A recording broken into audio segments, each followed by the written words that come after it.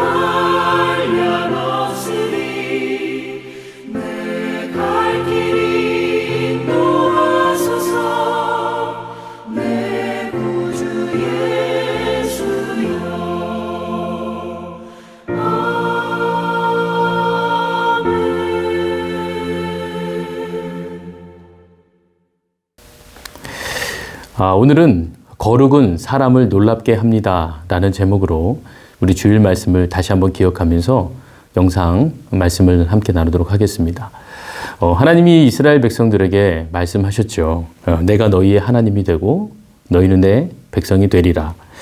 그리고 그 이스라엘 백성들에게 성막을 만들게 하시고 그 성막에 하나님이 함께 동행하셨습니다.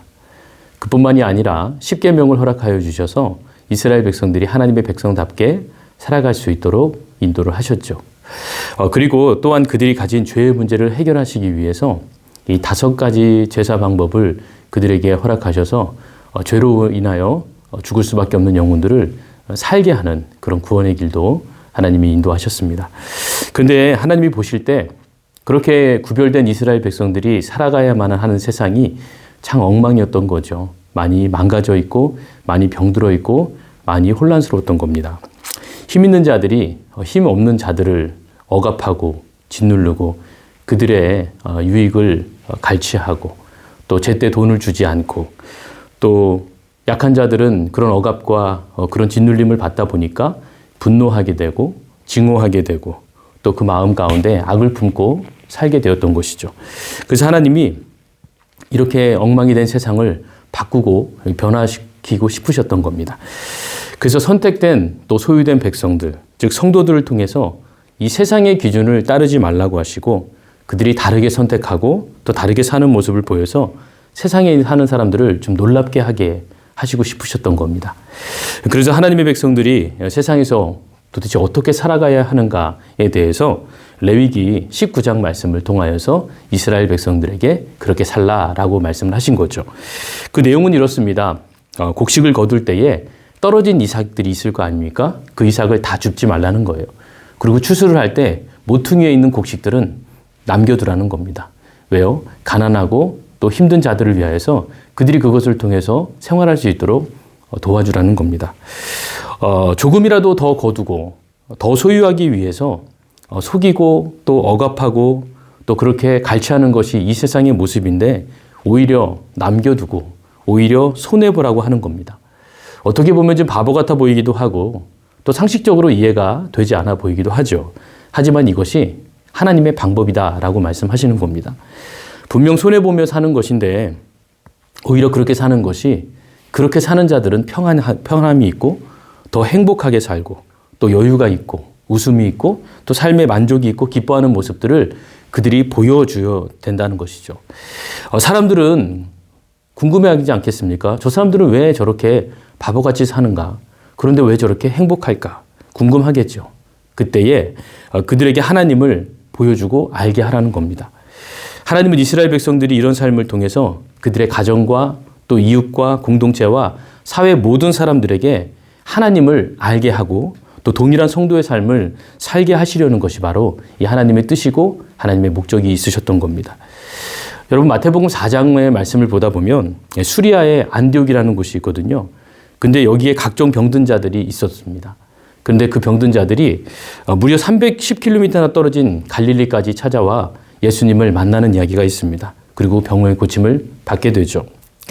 여러분 한번 생각해 보십시오. 단순히 그들이 그냥 310km 떨어진 저 갈릴리에만 가면 너희들의 병이 날 수 있다라는 말, 그 말을 믿고 그들이 왔을까요? 그 소문만 듣고 그들이 찾아왔을까요? 그렇지 않았을 거죠. 그렇다면 왜 안디옥에서 소문낸 사람들이 그들의 말을 듣고 왜 예수님을 찾아오게 된 것일까? 그것은 바로 그들의 삶의 모습 때문이었던 겁니다. 레위기 19장을 살아낸 사람들, 거룩하게 선택되어지고 구별되게 살아가는 그 사람들이 삶을 통하여 보여준 모습을 가지고 예수님을 전했기 때문에 그들이 그 사람들의 모습을 믿고 그 사람들의 사는 모습을 바라보면서 저 사람의 이야기라면 믿을 수 있겠다라는 그런 확신이 들었기 때문에 310km를 기꺼이 건너올 수가 있었던 겁니다. 또 궁핍과 비박으로 고통당하는 이 마게도냐 사람들이 자신들이 누군가에게 도움을 받아야 되는 그런 형편에 있음에도 불구하고 오히려 극심한 가뭄으로 힘들어하고 있었던 예루살렘 교회를 위하여서 자기들이 가진 것을 자원하여서 정말 넘치도록 풍성하게 그 예루살렘 교회를 위해서 헌금했던 이야기도 보게 됩니다. 또 우리나라에 있었던 일제강점기 시대 때 민족의 대표 33명 중에 여러분 잘 아신 것처럼 16명이 바로 기독교인이었습니다. 목숨 걸고 앞장섰던 사람들이죠. 여러분 거기에 이름이 기록된다는 것은 무슨 의미겠습니까? 죽을 각오를 했다는 말입니다. 그들이 누구였죠? 바로 하나님의 약속을 믿는 사람들, 세상 한복판에 살지만 세상과 구별되게 다르게 살아가는 사람들이었단 말입니다. 사랑하는 성도 여러분, 하나님은 우리의 삶도 그와 같기를 원하신다는 거예요. 가서 목숨을 내놓고 죽어라 이런 말씀이 아니라 구별된 성도로 천국을 확신하기에 이 세상에서 살지만 세상의 가치와 기준을 따르지 않고 세상의 뜻을 선택하지 않고 오히려 그것과 반대로 살면서 손해를 보고 또 기꺼이 선택하고 알면서도 속임을 당할 줄 아는 그런 사람들. 다른 사람들이 봤을 때 저 바보 같은 사람들이라고 손가락질 할지 모르지만 결국은 그들은 우리의 진심과 우리의 중심을 언젠가는 알게 될 것입니다.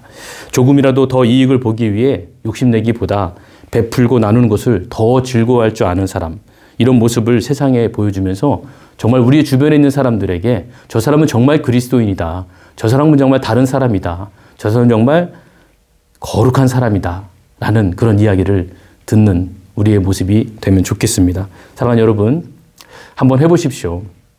우리가 이 사순절 기간을 함께 보내면서 우리가 거룩하게 되길 또 구별되게 되길 기도만 하는 것이 아니라 우리의 삶 속에서 정말 한번 실천해 보는 겁니다. 그래서 다른 사람들을 정말 깜짝 놀라게 할 만한 그런 믿음의 이야기, 그런 하나님의 속한 이야기가 우리 모든 성도들의 삶 가운데 일어나게 되기를 주님의 이름으로 축원드립니다. 같이 기도하겠습니다. 거룩하시고 자비로우신 하나님, 오늘도 우리에게 귀한 말씀을 허락하여 주셔서 우리가 하나님의 백성, 하나님의 소유, 또 하나님의 목적을 따라서 살아가야 되는 귀한 속한 인생임을 깨닫게 하시니 감사를 드립니다. 세상 속에 살지만 세상과 구별되어 살아야 되는 사람들, 또 우리들의 믿음의 모습을 보여주면서 세상 사람들을 깜짝 놀라게 할 만한 이야기들이 우리의 삶 속에 있게 되기를 간절히 기도합니다. 우리가 매일마다 경건 훈련을 통하여서 그 신앙생활을 해나갈 수 있는 믿음을 갖게 하여 주시고, 또 내 삶의 자리자리마다 그 열매들이 맺혀질 수 있도록 하나님 인도하여 주시기를 간절히 기도합니다. 그래서 하나님, 나뿐만 아니라 내 가족들에게, 내 이웃들에게, 내가 만나는 모든 사람들에게 그렇게 하나님의 사람다운 모습을 보여주며 이 땅에서 거룩하고 구별되고, 때때로는 손해볼지라도, 때때로는 속는 것은 알면서도 그것을 속임을 당하면서도 그렇게 하나님의 영광을 드러낼 수 있는 귀한 믿음의 삶을 살아갈 수 있도록 인도하여 주시옵소서. 감사드리며 거룩하신 예수님의 이름으로 기도드렸습니다. 아멘.